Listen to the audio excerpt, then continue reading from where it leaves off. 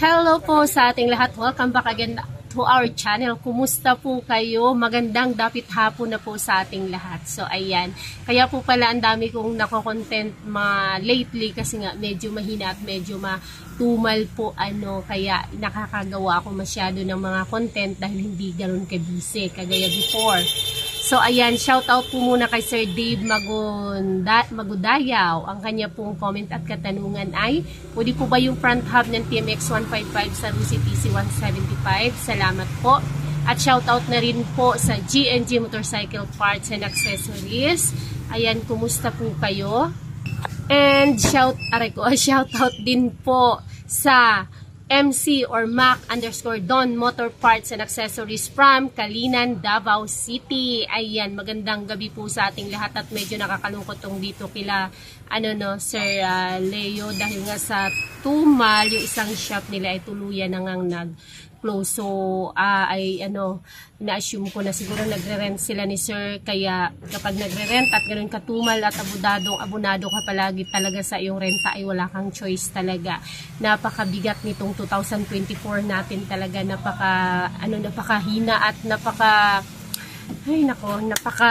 malungkot ng 2024 natin.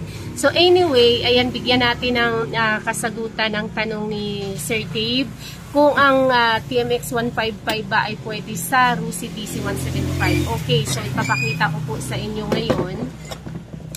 Meron tayo ditong hub ng front hub po ito ang pinag-uusapan natin ng TMX 155 at itong ating pang Rusi, yan, 125, 150, 175. So, ang bearing po nito ay 6302. Same ng bearing din po nitong TMX 155. Pero may mga bago pong model na mga hub na 6301 na rin po ang kanyang bearing. So, mas maliit yun siya. Meron kami nung 6301 ang bearing at ito po 6302 ang bearing nito. So, ang tanong ni Sir, ina-assume ko na ang motor ni Sir ay Rusi 175 at nagpaplano siyang palitan na lang ito ng pang TMX 155. Okay, kita naman, pareho silang 6302, yes. Ibig sabihin, pwede ang iyong axle. Kaya lang, pagkakaiba nito, ayan, pareho nga sila ng bearing, parehong axle. Problema nito ay yung laki nito. So, ito yung ating brake panel ng TMX 155. Brake panel, ito yung kinakabitan ng brake shoe. So, ito siya, TMX 155, salpak na salpak. Of course, para sa kanya to. Ngayon, iti-testing natin dito sa ating pang Rusi kung kakasya itong brake panel natin ng pang TMX 155. Ito yung pang Rusi. Ayan po, nakaangat siya. Nakaangat, ibig sabihin, ayan, hindi siya kasya. Halos magkasinlaki lang sila. Hindi siya naka-close, hindi naka-cover ang brake panel ng front ng TMX 155 para sa Rusi 125, 150, 175. You know why? Kasi ang brake shoe ng TMX 155 ay malaki. Ganito siya kalaki. Ayan. So, dito yan. Dito yan, TMX 155. Ito ang brake shoe ng TMX 155 pang harap. So, hindi talaga siya dito, hindi siya magkakasya. Tingnan nyo po. Pag ilagay siya sa Rusi 175 or Rusi 125, 150. Pero pag dito siya, yan, pasok yan siya dito. Kasya yan siya dito. Although ilalagay pa yan dito sa brake panel. Kasi ang brake shoe niya is mas malapad. Ang brake shoe po ng pang Rusi ay ito lang po. HD3 po ang brake shoe ng pang Rusi. Ganito lang siya kaliit. Ayan. Ito lang. HD3. Yan, oh. Maliit ang brake shoe ng pang Rusi. Yan. Yan siya.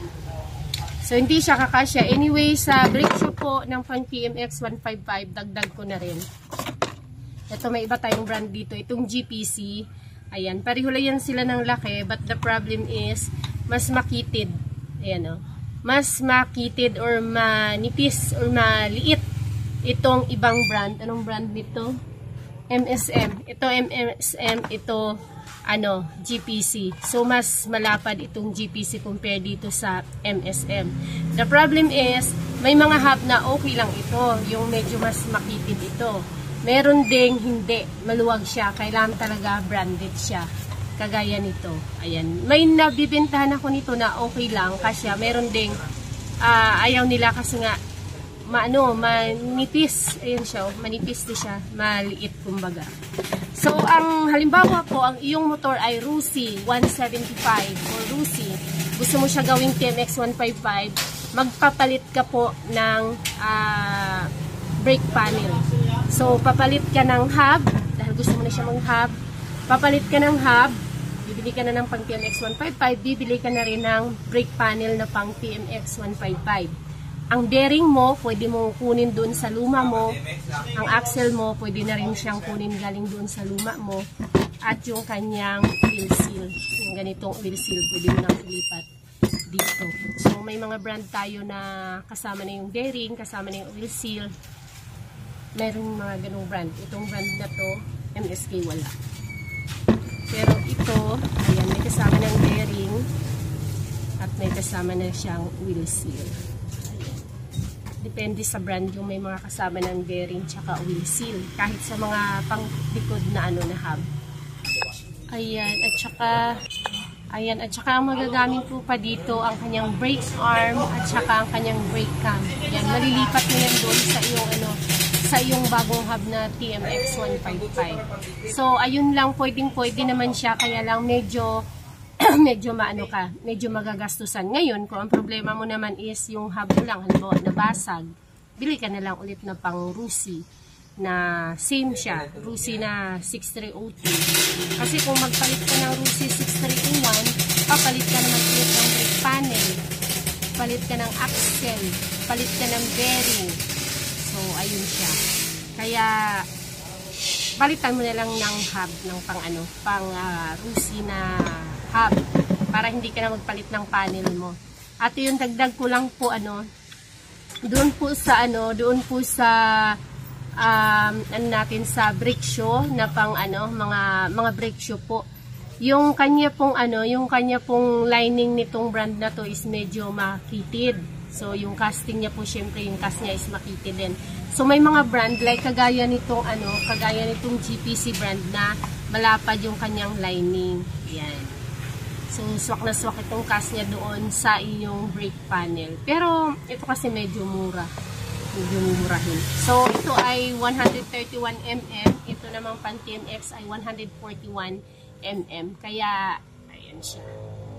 Magagastusan ka pa rin kung magpapalit ka. Bakit po ang reason ay magpapalit? Kung may mabibilhan naman po kayo ng pang-Rusi ulit. Ayan, nangialam pa yan. So, yun lang. Thank you so much and bye-bye. Please, don't forget to hit the like at subscribe sa mga hindi pa nakapag-subscribe. Good night!